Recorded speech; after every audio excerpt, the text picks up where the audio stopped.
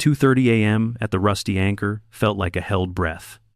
Chairs scraped in short bursts, and the old wood carried a salt smell that mixed with stale smoke. The light ran low and amber, soft enough to hide faces, but bright enough to show hands. While fans clicked lazily overhead and the ice machine hummed softly, Captain Emily Carter stood behind the bar and watched the door like a metronome. She worked under a borrowed name, a CID special agent from the United States Army, layered into a joint task force. A group of United States Marine Corps personnel pushed in, and their pre-incident indicators spoke louder than their laughter. Posture squared. Weight on the balls of the feet. Scan patterns neat and repeating. One checked reflections in a beer sign, while another sat with a clear view of the door and the rear exit. Emily felt the room narrow, while her Glock 19 rested, concealed in an inside waistband holster. Magazine seated and press-checked before the shift. And she kept it holstered in the crowd. Staff Sergeant Mason Cole closed the distance and clamped a hand around her wrist. Her breath stayed even as she read the space, counting steps to the back door and noting a bar towel and a heavy rocks glass as options for improvised control. The voices fell to a hush that felt louder than noise. And Emily knew this was not a bar brawl, but a coordinated arrest in motion. 2:30 a.m. settled over the rusty anchor like a slow tide. The air carried salt from the harbor, a thread of old smoke, and the sweet scrape of chair legs over wood, worn thin by years of stories. The light sat low and amber, rounding edges and turning every bottle into a sleepy lantern. The air conditioner whispered in a steady line, while the ice machine knocked every few beats like a quiet metronome. Captain Emily Carter moved in small circles behind the bar, cloth in hand, mind awake. She wore a name that was not hers. A CID special agent from the United States Army folded into a joint task force built for patience.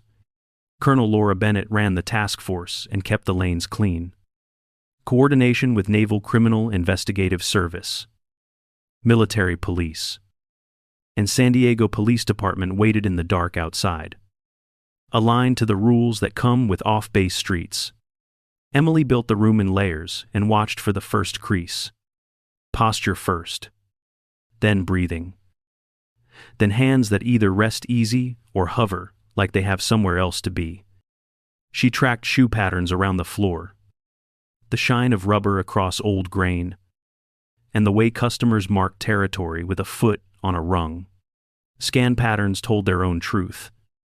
Whether a head drifted or cut a tight path across doorways and exits, her Glock 19 stayed quiet under her shirt in an inside waistband holster. The magazine was seated. The press check had been done before the shift, and 2 spare magazines rode where a bartender would never reach unless she had to. Improvised options lived in plain sight. A bar towel could blind or bind for a second, and a heavy rocks glass could set space without breaking a body. Emily rinsed and stacked and listened to the room tell time. She kept her elbows in, shoulders low, and let each breath drop her heart rate one step closer to level. The door cracked open and the air changed by half a degree. The smell of outside pushed in with a snap of cool night and the faint petroleum of a working pier. A group of United States Marine Corps personnel entered with easy noise and heavy boots. Staff Sergeant Mason Cole led the way with a sway that looked like beer but moved like drill. Emily watched for alignment and found too much of it. Their laughter ran a little late. Their steps settled almost together, and the chairs shifted across the floor in near unison. One Marine checked his reflection in a beer sign without looking at himself. Another took a seat with his back near a wall so he could hold a clean angle on the door and the rear exit. Breathing patterns told the next piece. Chests rose shallow, and even as if a metronome had set the pace, not the random pull of a late-night crowd. Hands said even more. Fingers sat loose but close to hips and pockets. Never drifting. Never fidgeting the way a bored customer does when time goes slow. Weight distribution drew the clearest line. More than one heel lifted without thought and stayed light while the balls of the feet dug in, as if the floor might tilt. Emily reached for a rack of glasses and set it down one notch out of the center line. She rolled her shoulders and let the movement cover a new angle that gave her sight on the front door and the bathroom hall. Her mind logged pre-incident indicators, the way a clerk logs inventory. Rhythm shift. Synchronized posture. Eyes that work jobs, while the mouths pretend to play. The room did not know yet, but it could feel the answer forming. Sea air pressed through the vents, and the old wood seemed to hold its breath. Emily kept the bartender pattern alive, because pattern is its own kind of cover. A wipe, a rinse, a stack, and a slow turn that made it look like she was chasing a drip down the bar. Her Glock 19 stayed holstered because the crowd mattered more than her comfort. The safest move was the quiet one. And the quiet one lived in planning. Not in flashing steel. 2 spare magazines rested where her hand could find them without looking. The weight was familiar and invisible at the same time. Like a habit too old to notice. She marked the towel at her left and the heavy glass by the rail as the first tools in reach. Neither would draw eyes. Both could make space if space suddenly mattered. Mason Cole let his shoulders roll and drifted toward the counter with a loose smile that never touched his gaze. The others spread just enough to frame the room while not appearing to move at all. The rusty anchor felt smaller by the inch. Sound turned into cotton, and the chairs stopped scraping as if the building had paused to listen. Emily counted steps to the rear door and checked the line of travel past the ice bin. She thought about who would cut left and who would block, and how a single shift of a foot might change the whole board. The clock in her head tapped 2:30 a.m. again. She saw a line from the entry to the vanishing point of the hallway and understood where the next beat would land. This was not a night of spilled drinks and loud apologies. This was the first breath before a controlled takedown. Written in the way a room learns to hold still. 2:30 a.m. held tight inside the rusty anchor when Staff Sergeant Mason Cole clamped down on her wrist. Captain Emily Carter let breath lead and turned her hand toward the thumb, rolling the joint clean to break the grip. She followed with a precise strike along the median nerve, forcing his fingers to slacken while she shifted him off balance. Momentum carried him a step wide, and she steered that weight with a tight pivot. Another Marine surged in with a heavy swing, and Emily lifted a serving tray like an impact shield. Taking the shock along her forearm, she answered with a quick shot into the trapezius notch and watched his knees dip as control returned to the space. Arms locked around her ribs from behind and lifted for a crush. Emily planted. Gave a controlled headbutt to stun without damage. Then turned her hips to slip the body lock. An elbow found the solar plexus to empty his breath and buy a lane back to the bar rail. Her Glock 19 stayed holstered because crowded rooms demand restraint and positive identification. The magazine had been seated and press-checked before the shift. And it would remain quiet unless the mission required lethal force. She kept her centerline protected while her eyes measured exits, angles, and the hands that mattered most. Mason drew a folding tactical knife and advanced with short, testing steps. Emily palmed a bottle, broke the neck against the rail with a clean snap, and held the jagged glass low to manage distance without escalating to a firearm. The blade's arc met empty air as she edged him into a corner built of stool legs and cold steel. The room shifted from noise to thick silence as patrons were nudged away from the line of travel. Staff followed training and cleared the near tables while Emily tracked footwork, shoulder cues, and any sign of a second weapon. She kept improvised tools within reach and never lost the hallway or the back door from her peripheral map. Then the plan arrived all at once. Military police, Naval Criminal Investigative Service, and San Diego Police Department pushed through the entrance with clear lanes and practice spacing. First Lieutenant Adrian Morales took the point. The arrest team flowed to their marks. And the bar froze as her true rank landed with the unit that knew exactly who had held the line. Control settled over the rusty anchor in measured waves. Patrons were guided to the walls while tables near the bar were cleared for a safe lane. San Diego Police Department assumed the lead as required off base. Naval Criminal Investigative Service and military police formed supporting elements to hold the perimeter and manage safety. Officers separated witnesses with calm hands and steady voices. Evidence technicians photographed fresh bruising and small cuts, then bagged the folding knife with a clean chain of custody. Flex cuffs clicked on wrists where needed and were checked for circulation. First Lieutenant Adrian Morales moved the military police team with short commands and clean spacing. He set a near-side perimeter and a far-side catch point to prevent leakage. Radio deconfliction kept blue on blue, risk near zero, as units called positions before they moved. Captain Emily Carter kept her cover posture until the last threat cue dropped. She assessed a shallow cut from glass, pressed a sterile pad from a pocket kit, and held pressure until the bleeding slowed. Her side ached with each breath, but her head stayed clear.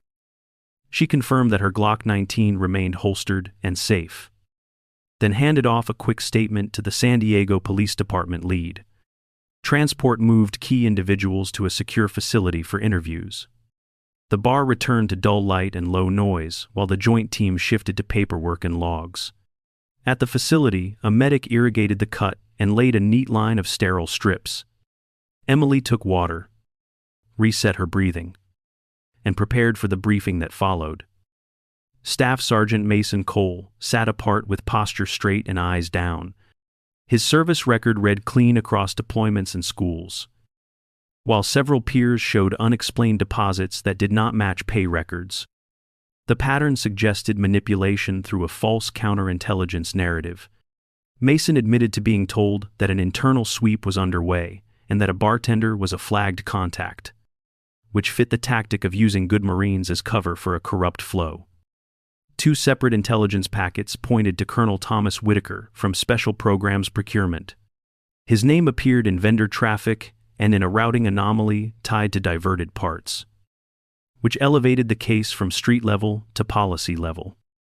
The Joint Task Force weighed options with mission and public safety in mind. The goal remained to dismantle the network with minimal harm and clear authority. Colonel Laura Bennett made the hard call with the team aligned on safeguards. Mason would cooperate under strict supervision, wear a GPS ankle monitor, carry no weapon, and act only as a guide to procedures and drop patterns. Military police would escort him to every meeting point and keep him outside decision space. Naval Criminal Investigative Service would monitor the maritime side, while San Diego Police Department retained lead for any arrest off base. Emily did not like the risk but accepted the order because the law came first. She logged the conditions, repeated the communication plan, and confirmed the deconfliction matrix with every agency present. The room eased as roles locked into place. What began as a bar confrontation had redrawn into a structured path forward with clear lanes and a clearer target. The briefing room felt like a clean box built for focus. Maps covered the walls, and a table carried printouts that smelled like fresh toner. The air held the quiet of people who knew that patience saves lives. Captain Emily Carter stood near a harbor chart and traced the piers with her eyes. She was Criminal Investigation Division from the United States Army, seconded to a joint task force that had learned to move as one. Staff Sergeant Mason Cole waited a step back, with posture straight and hands still. Commercial satellite shots lay beside a detailed plan of the container yard. Drop points were circled in red, and small arrows showed the typical flow from road to pier. A second sheet listed code phrases that buyers used to mark time and confirm the handoff. San Diego Police Department would take the lead for all action off base. Naval Criminal Investigative Service covered the maritime angle and handled links to Marine units. Military police held the perimeter, managed transport, and kept the lanes clear for the arrest team. Deconfliction got the longest look. Call signs were assigned for every element, and a radio check schedule was printed in bold. Safe lanes were drawn so that no friendly team would cut in front of another without a call. Emily ran a personal inspection of her gear with quiet hands. Her Glock 19 sat in an inside waistband holster, with the right level of retention for concealed carry. She inserted a magazine, gave it a firm tap, and performed a press check to confirm status without drama. 2 spare magazines waited in a pouch that sat flat under a loose shirt. Her weapon light remained off because room light was sufficient, and she wanted no white splash in a hallway. She tested her radio battery, confirmed a backup, and slid an individual first aid kit into place with a tourniquet on top. Rules of engagement were read in plain words and nodded through. Semi-automatic fire only after positive identification was the standard in a civil environment. No blind fire. No warning shots. And every round accounted for in a safe direction. They built the approach like a carpenter builds a frame. Overwatch would hide high enough to see the white van and the pier mouth without exposing themselves. 2 cover teams would form an L that protected crossing movement and prevented crossfire. The arrest team laid out flex cuffs, evidence bags, and body cameras. They rehearsed who would talk, who would grab, and who would document. Every hand knew its job before they touched a door. Conditions for Mason sat on a single page with large checkboxes. He would wear a GPS ankle monitor, carry no weapon, and hold no authority despite his rank as staff sergeant. His role was to walk the path, describe the routine, and help identify buyers without setting a single condition. Emily and Mason walked the map together and found a rhythm that felt almost like trust.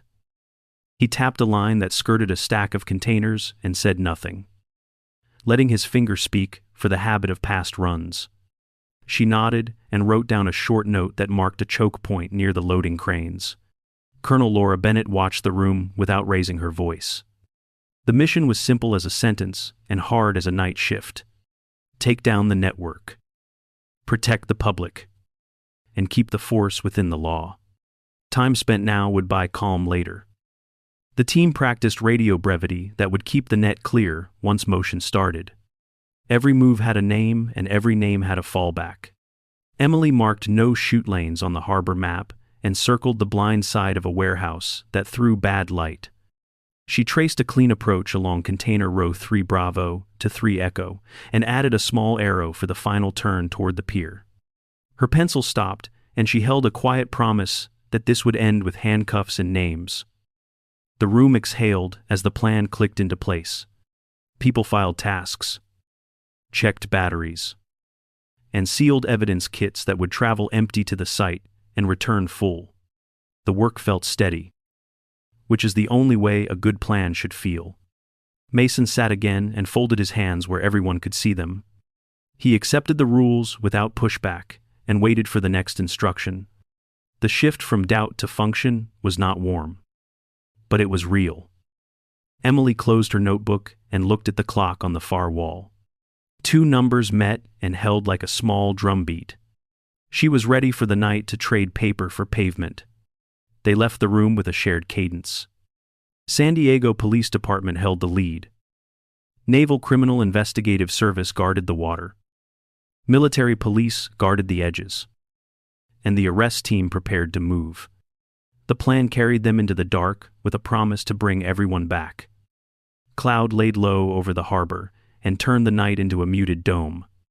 Sodium lamps painted the water in soft gold and set a dull shine along the ribs of stacked containers. The air smelled like brine and diesel. The Joint Task Force moved on quiet feet. Radio checks rolled in as low confirmations, each element calling ready and receiving a calm green. The net stayed clean and brief. Overwatch took their hide with a view of the white van and the mouth of the pier. Their sightlines overlapped just enough to prevent gaps without stacking fields of fire. They marked movement but held their shots. 2 cover teams shaped an L along the container rows. Each team controlled a lane that protected the other from crossfire and gave room to peel if contact pushed them backward. Every step was paced by breath. The arrest team waited behind a curtain of steel and shadow. Flex cuffs and evidence bags sat in a top layer for fast hands. Body cameras blinked, idle and ready. Captain Emily Carter walked offset behind Staff Sergeant Mason Cole. He wore street clothes and the small weight of a GPS monitor at his ankle. His hands stayed visible and empty. Mason did not carry a weapon under the terms of cooperation. His role was to draw a line through the maze and provide call-outs in plain language. Emily kept him within her peripheral while guarding angles. They moved past a forklift and a stack of pallets that smelled like rain. The wind shifted and threw voices down the aisle in thin strands. Somewhere, a gull barked at the dark. Overwatch called, a soft alert, that 3 men stood near the van. One of them favored his left leg and kept scanning the long axis of the yard. Another turned his head toward the pier like a metronome. Emily signaled a slow hold and sank behind a rust strip on the container wall. She watched the rhythm of the target group settle into a loop. The loop told her where the next step would land. Colonel Thomas Whitaker turned into the light and gave them a full profile. Overwatch confirmed identification with steady tone. The plan shifted from watch to wait for the right beat. Mason's face changed as one of the men looked hard and reached for recognition. The shape of the moment cracked like thin glass. A shout ripped the quiet and snapped the scene into motion. Rifle fire started in short, semi-automatic bursts from the far corner of the van.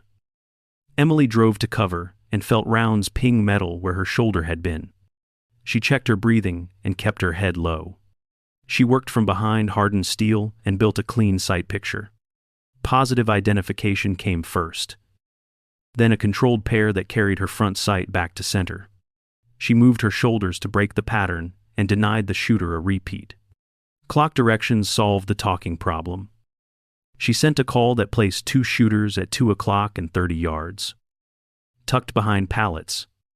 The distance estimate gave cover teams the correction they needed. Naval Criminal Investigative Service tightened the left flank and called position before they slid. Military police pinned the opposite side with a steady lean and held a channel for the arrest team. San Diego Police Department locked the road exit with calm engines and clear lights. The net stayed disciplined. Every move came with a call sign and a position, and no one pushed into a lane without announcing it. Blue on blue, risk stayed near 0. Emily listened for reload. Pauses like a second language. The rhythm broke for a heartbeat, and she used it to shift one container down and cut the angle. Her feet stayed quiet and her muzzle stayed low until the shot was honest. One shooter overexposed, and she pressed a precise round into the edge of his cover to force him back. Another tried to flank along a shadowed aisle, only to meet a firm command from the far cover team. The arrest stack flexed and held. Mason kept a knee down and reported what his eyes could see. He named pallets, drums, and a dented forklift as reference points. His voice stayed even and he did not leave his lane. The white van jerked into motion and then stalled as a tire scrubbed a curb. Whitaker broke away from the driver's door and sprinted along the pier. Overwatch tracked him to a small boat that already shook with an idling engine. Emily felt the shot line form and let it fall away. The angle risked the operator and the hard surface beyond the boat. Rules mattered more than speed. Mason called runner on the pier with clothing details that matched the briefing photos. Emily took the cue and drove her legs hard down the boards. The pier slapped underfoot and sent up the smell of wet rope. She kept the muzzle down and used her offhand to guide momentum around a leaning bollard. The boat rocked as Whitaker jumped aboard and shoved at the throttle. Sound hit a higher note as the prop bit water. Cover teams held their lanes and kept the yard stable. Naval Criminal Investigative Service swept the pier approach to clear bystanders and secure the vessel line. Military police stayed wide to intercept any late escape. Overwatch gave a last clean call that Emily had the runner in reach. She closed the gap and felt the boards give a little under her last step. The shape of the boat rose under her as she pushed off. The night opened for a breath as she left the pier. Then the stern rushed up and took her weight with a short skid and a grunt. She landed square and drove her center low to stay on deck. Wind cut her face and the engine trembled through her knees. The harbor lights blurred and then steadied as she settled. The cabin door stood ahead like a dark square. She glanced once to confirm the yard was stable and the team had the lines. Radio sounded calm even with adrenaline in the edges. The next move was hers, and it was already chosen. Emily stepped for the cabin with both hands ready to control, rather than break. The chase had ended where it needed to end. The fight that mattered would be inside. The cabin closed in like a box, and the engine shook the floor. Colonel Thomas Whitaker slammed her into the console, and the torn stitches along her side lit up with heat. Captain Emily Carter let the pain pass and set her feet wide to keep from sliding. She pulled air deep, lowered her shoulders, and went to wrist control with both hands. The grip turned into leverage as she rotated his hand and drove his elbow across a tight arc. His balance broke, and his hips floated just enough to move him. She stepped through and set a rear armbar with his shoulder pinned toward the bench. Pressure went through the joint, not the airway, because she avoided any dangerous choke. The wheel and throttle stayed clear, so the boat remained steerable if the operator needed control. He thrashed as the hull slapped a small wave. Emily kept her center low and placed a knee beside his ribs instead of on them, using the deck like a brace. She held space from the dashboard to prevent a head strike and kept her own head off hard edges. Her left hand stayed on control while her right found the individual first aid kit pouch. Fingers closed on flex cuffs and pulled a strip free without looking down. She rolled his wrists behind the back of the bench and set the cuffs with even tension. Then checked circulation with a fast look at skin color and finger squeeze. She spoke a basic arrest notice that matched training and kept it brief. Miranda warning would be handled by San Diego Police Department after transfer and documentation. Her voice stayed even so the rest of the deck team could hear status over engine noise. Naval Criminal Investigative Service climbed aboard with clean spacing and cleared the cabin corners. Military police followed, logged the time, and photographed injuries and existing marks for later comparison. A small bag caught a phone and a set of keys, while a technician built the chain of custody with names and badge numbers. Emily confirmed that her Glock 19 had never left the inside waistband holster and that her magazines were accounted for. She passed a short update over the radio and waited for the reply that the pier was secure. The boat settled into idle and the air lost a layer of diesel bite. She let her breathing reset until the ache in her side faded from sharp to dull. The cabin felt larger, with other hands doing their work and a steady pen scratching on a form. She looked past the doorway to the dark water and allowed a quiet second of relief before turning back to the job. Dawn eased over the docks and turned steel edges soft. Captain Emily Carter stood on the pier and transferred custody of Colonel Thomas Whitaker. Wrists secured with flex cuffs, to the security detail that logged every step. Names, times, and condition went on the form in steady handwriting that did not rush. Colonel Laura Bennett gave the update in a calm voice that matched the water. Every team from the night had hit on time, and the network had come down, link by link. Relief moved through the group like a small tide that did not need to shout. San Diego Police Department took the lead for the off-base investigation as planned. Naval Criminal Investigative Service finalized maritime notes and coordinated with port authorities. Military police finished perimeter logs, photographed remaining marks, and collected items into sealed evidence bags with clean chain of custody. Emily confirmed that her side was dressed and stable, then signed where her name belonged. She saw the boat secured, the pier rechecked, and the last cones pulled back from the access road. The sound of engines faded to a low murmur that felt like the city waking up. Mason Cole stood a few paces away, with his posture set straight. He met her eyes and gave a small nod that carried respect without asking for anything. Emily answered with a quiet nod of her own, an acknowledgement of cooperation that stayed inside the rules. The light climbed the stacks of containers and caught on wet rope and steel. The dock smelled like salt and diesel, but the tension had washed out with the tide. Sometimes a win looks like paperwork and quiet radios and a pair of flex cuffs that close without drama. Emily took in the scene and felt the weight leave her shoulders one notch at a time. The goal had never been noise, only safety and truth inside the law. Morning settled around the harbor and left a clear path forward for everyone who had done the work. 2 weeks later, the hall smelled of polished wood and quiet pride.